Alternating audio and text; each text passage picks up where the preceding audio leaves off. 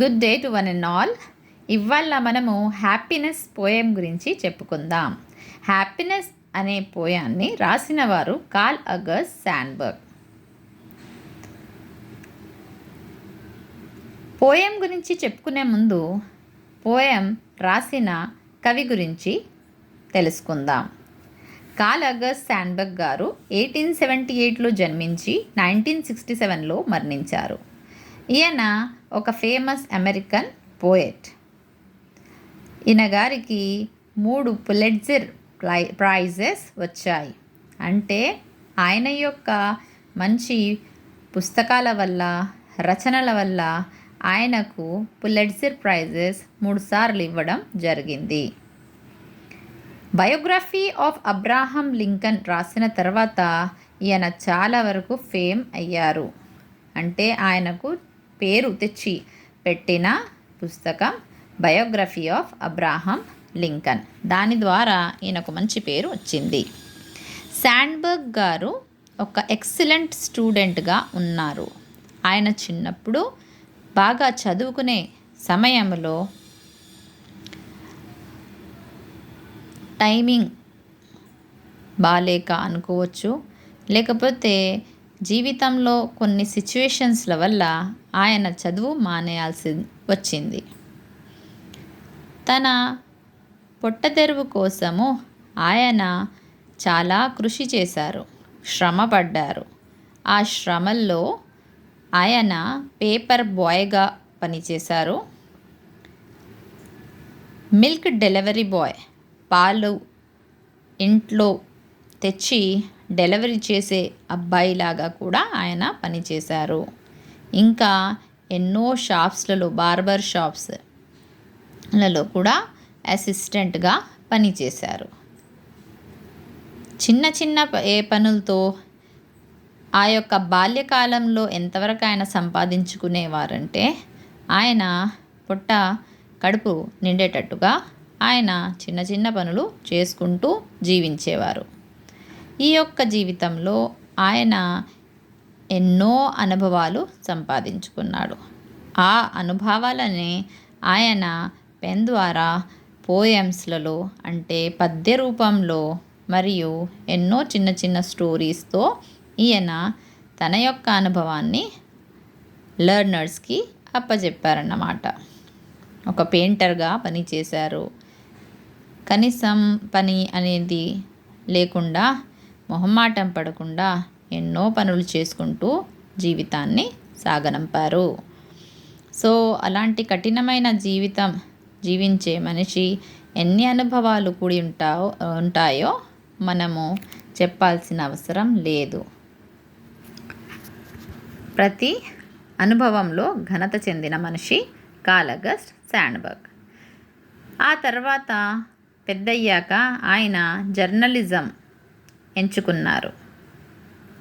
Journalism చేస్తూనే చాలా చిన్న చిన్న పోయమ్స్ కూడా రాశారు. ఆ చిన్న చిన్న పోయమ్స్లను నుంచే చికాగో సాంగ్స్ అన్న పోయం నుంచి తీసుకోబడ్డ పోయం హ్యాపీనెస్. హ్యాపీనెస్ అనగా సంతోషం, అవునా? సో సంతోషం ఏంటిది, ఆయన సంతోషం గురించి ఏం చెప్తున్నారు అది తెలుసుకునే ముందు మనము పోయం యొక్క ఆబ్జెక్టివ్స్ గురించి మాట్లాడదాం. ఫస్ట్ ఆబ్జెక్టివ్, ఇది ఈ పోయం నుంచి రీడర్ అంటే లెర్నర్, చదువుకునే పిల్లలు ఏం నేర్చుకోవాలి? The true meaning of the much talked about but less understood emotion happiness. చాలా తరచుగా మనము హ్యాపీనెస్ గురించి మాట్లాడతాము, కాకపోతే అర్థం చేసుకోవడంలో మనకు ఆ పదం అనేది అర్థాన్ని అనుభవించేటందుకు చాలా తక్కువగా పర్సంటేజ్ ఉంది.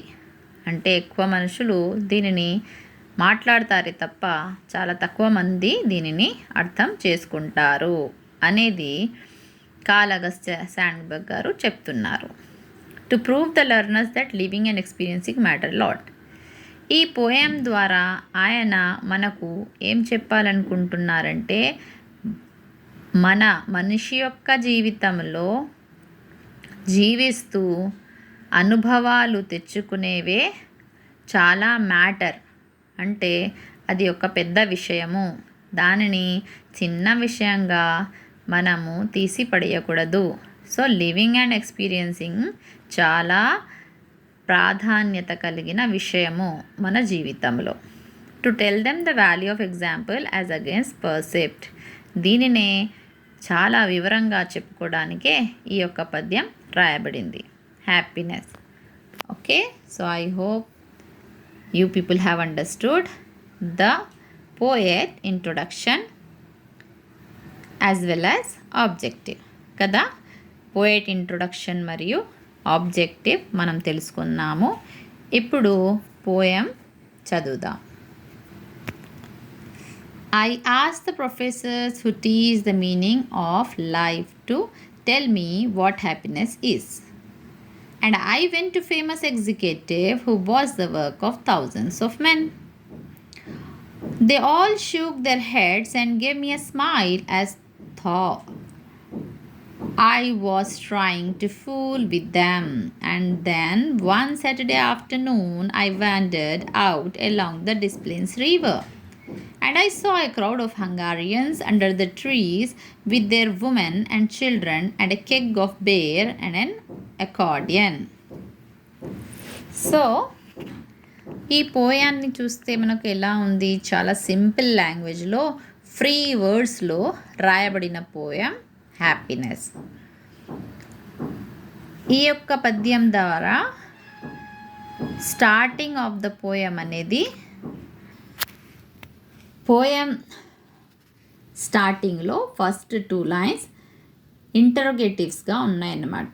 ఇక్కడ మనకు కాలగస్ శాండ్బర్గ్ గారు అడుగుతున్నారు ఏమని, ఐ ఆస్క్డ్ ద ప్రొఫెసర్, నేను చాలా వరకు హ్యాపీనెస్ ఏంటిది, సంతోషం ఏంటి అనే విషయంపై దాన్ని ఏమంటారు, దాని యొక్క ఆ పదము యొక్క పరామర్థం ఏంటిది, దాని యొక్క అర్థం నేను తెలుసుకోవాలనేసి ఆయన ఒక ప్రొఫెసర్ దగ్గరికి వెళ్ళారు.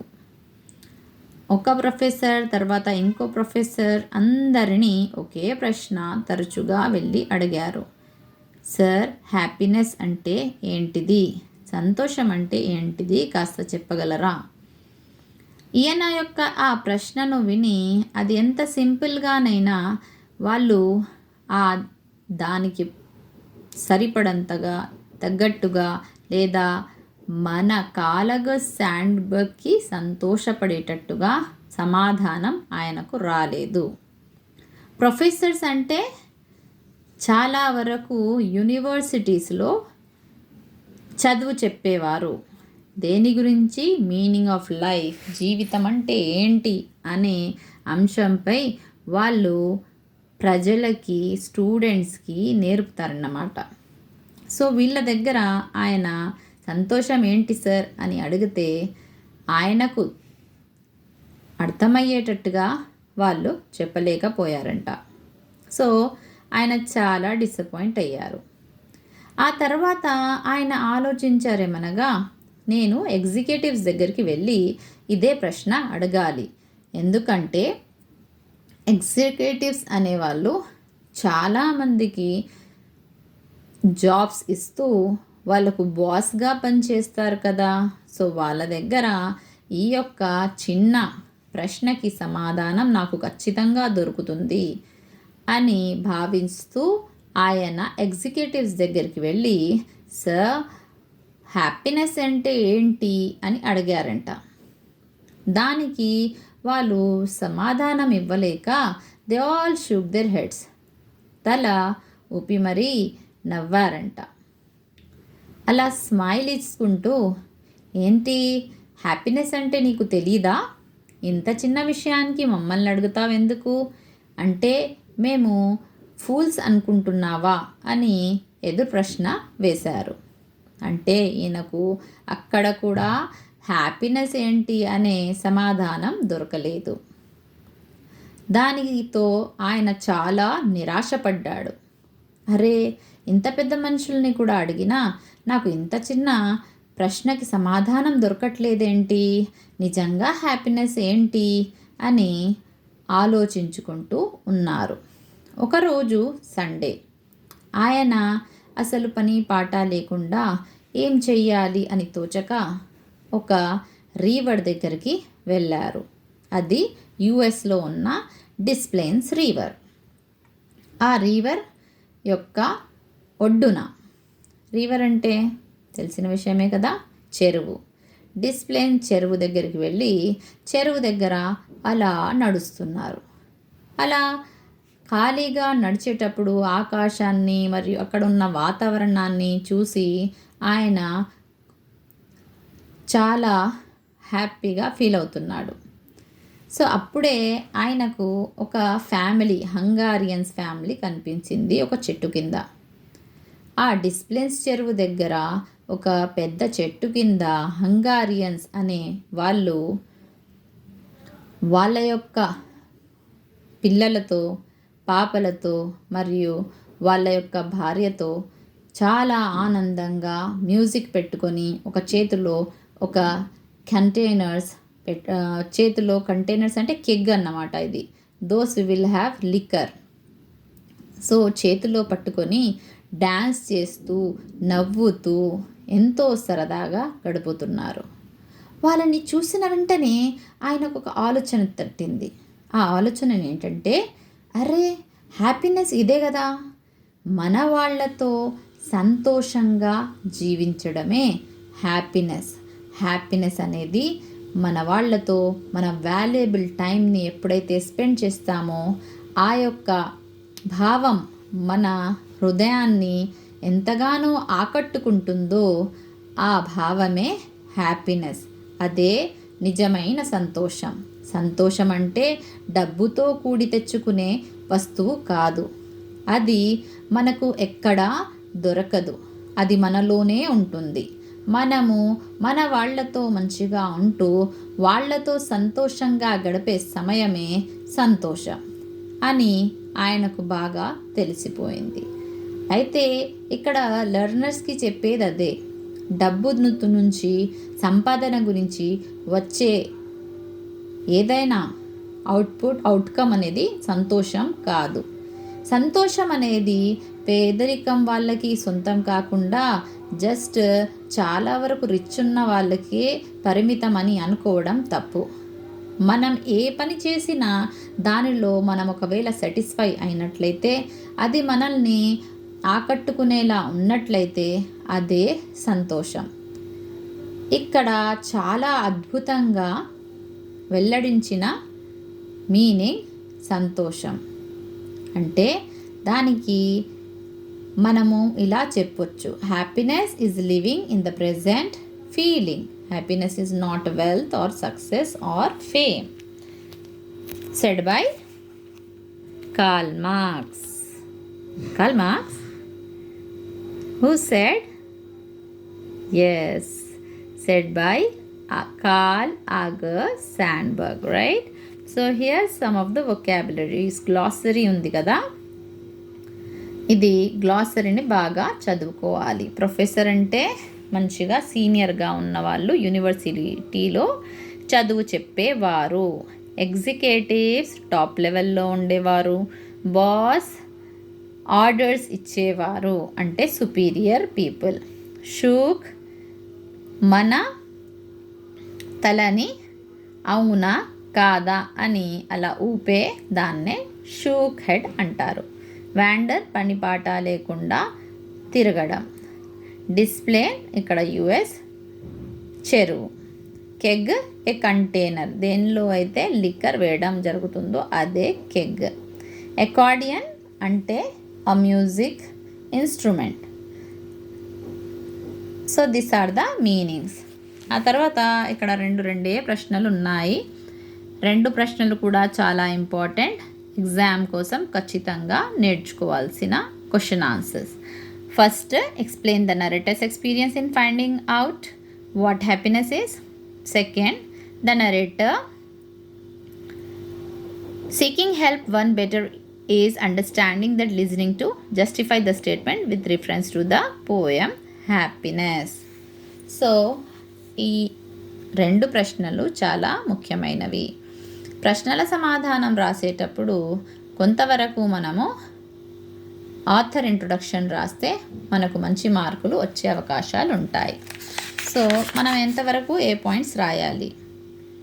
ఫస్ట్ కార్ల్ ఆగస్ట్ శాండ్బర్గ్ నుంచి బయోగ్రఫీ ఆఫ్ అబ్రహం లింకన్ వరకు ఖచ్చితంగా రాయాలి.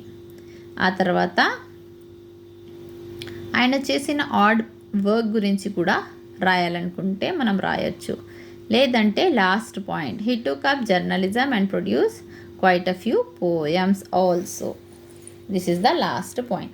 ఆఫ్టర్ గివింగ్ ఆథర్ ఇంట్రొడక్షన్ అంటే పోయట్ ఇంట్రొడక్షన్ రాసిన తర్వాత మనము పోయం ఎక్స్ప్లెనేషన్ రాసుకోవచ్చు. సో ఇవాళ మనం చెప్పుకున్నది హ్యాపీనెస్. రేపు ఇంకో పోయం చదువుకుందాం. ఇవాళటి పోయాన్ని మంచిగా గమనించి చదువుకోండి. మన యొక్క ఛానల్లో ఇంగ్లీష్లో కూడా హ్యాపీనెస్ చెప్పడం జరిగింది. సో తెలుగులో వాచ్ అయిన తర్వాత ఇంగ్లీష్లో కూడా వినండి. So that you can improve your English. Have a good day to one and all. Thank you.